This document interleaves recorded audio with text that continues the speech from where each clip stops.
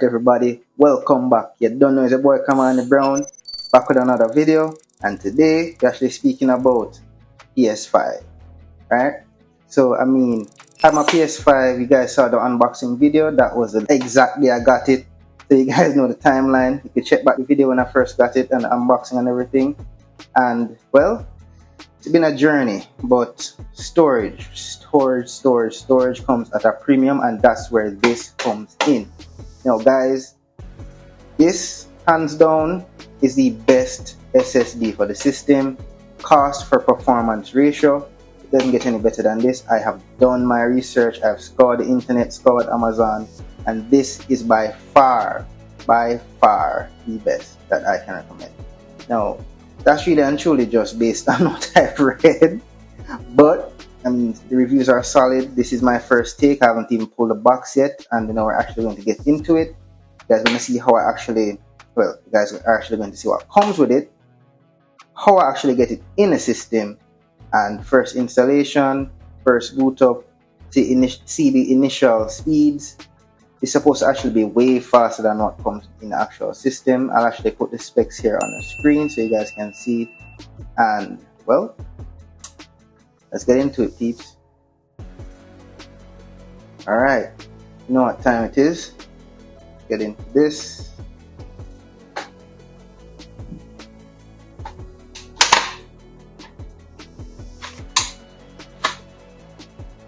Alright, it's a very light box, very light. No need for that anymore. And here we go. We got the SSD itself and the very slim heatsink. Now, I see a lot of reviewers, you know, share their concerns about how thin this heatsink actually is. I mean, let's see. Has a logo, of course. Wow, it is pretty thin though.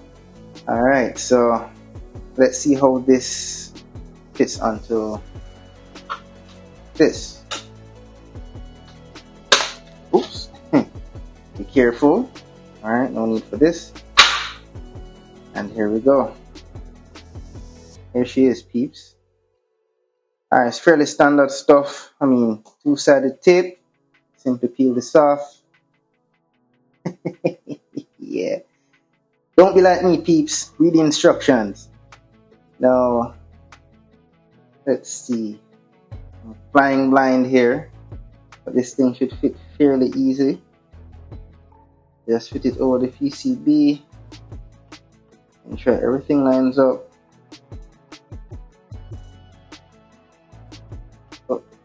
Oh, we go.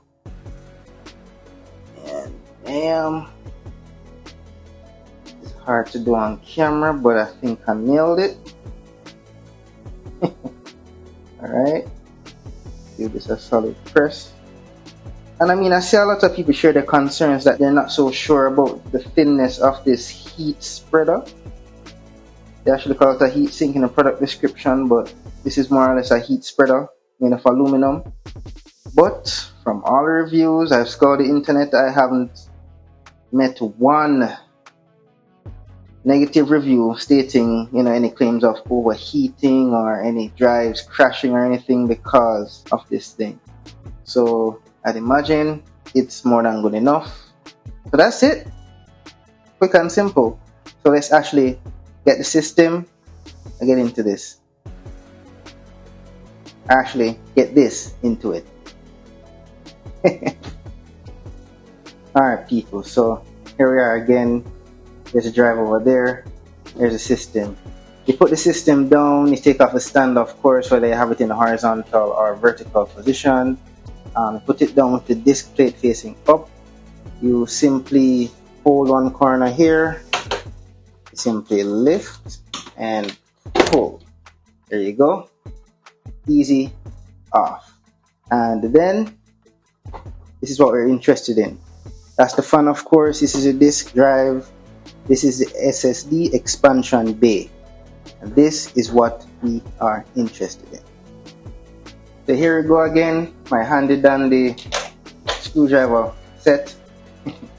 That down there for a second. I already selected the Phillips head which we need. to get that bad boy off. And here we go. There it is. Now this is fairly standard because of how low profile this thing is, right? With the heat spreader, there's really and truly no need for a standoff. So Sony actually included a screw here which you can use to mount the SSD depending on the brand and the size and the fit and whatever. This one, because it's so low profile, it didn't come with a standoff. It doesn't really require it. Just screw and go. So let me remove that screw there for a second first. Oh, well, now you guys can, I'm actually doing this fresh. There actually is a standoff included. Silly me. Yet again, this is being done live in living color. I literally did not do a dry run of this, so here we go. So standoff, screw, SSD, and let's do this. Alright, installing this thing is pretty easy, right? So first, take the included standoff, and you put it here, because this is where this one fits. I actually measured it. And then, pretty simple, all you non-tech heads out there, keep it as simple as this. Small indentation, big. Small indentation, big. It's pretty much a puzzle piece, people. So simple, a 3-year-old could figure this out. And you simply just stick it in. And I got the indentation wrong. Don't mind that. Yet again, this is a fresh 1-to-1 install, no rehearsals here. Then you put that down, and then the screw.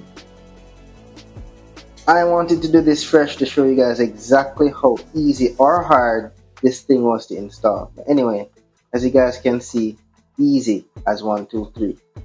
And there you go. And we're done. Not done because of course the cover has to go back on. But that's it. She's in. That's it. Now that's on. Boom bang bing. She in the thing. We're done. Right? So next up, simply get back on the cover. So you guys, if this is your first time removing it, yes, it's dusty. No matter of fact, I'm showing you guys this shit is live. No rehearsals, no preparations. Raw edits here. There she is. That's clean enough, as a matter of fact. Just so I get as much of this out there. It's not that dusty, so no need for a detailed cleaning at the moment. But if this is the first time you guys are removing the cover, here it is. I want to fit all of these spikes into these holes. Right? So simply line it up. Make sure they go in, and you just simply, once it pops, it stops, and you're good to go. That's how easy it is. So let's hook her up, boot her up, and you guys will see exactly how easy or hard this thing is to mount and be ready to play from. See you there. Alright people, and we're back. Now this is my TV here. I'm not doing a screen recording. I want you guys to see this exactly how I see this. Right? So real time mounting of the SSD. Now that she's in, she's plugged in, let's get going. You hear that beep? Alright, so let's see. Boots up. It automatically go into the screen. Here we go. Right as she boots. Okay, you guys can read up for yourselves. And of course, we're going to format it. So let's do this. So far, I've literally pressed 2 buttons. Read speed 6,303 megabytes per second. A little disappointing considering that they rated this, as you guys can see here in the box for yourselves. It says read speeds up to 7,400 megabytes per second and write speeds up to 6,800 megabytes per second. So I don't know, this is the speed it got. I mean, it far exceeds the PS5's internal SSD speeds, which I'll actually put in a screen up here. but I mean, still pretty good for the cost. But again, guys, pretty good. Okay, it's now formatted. There you have it.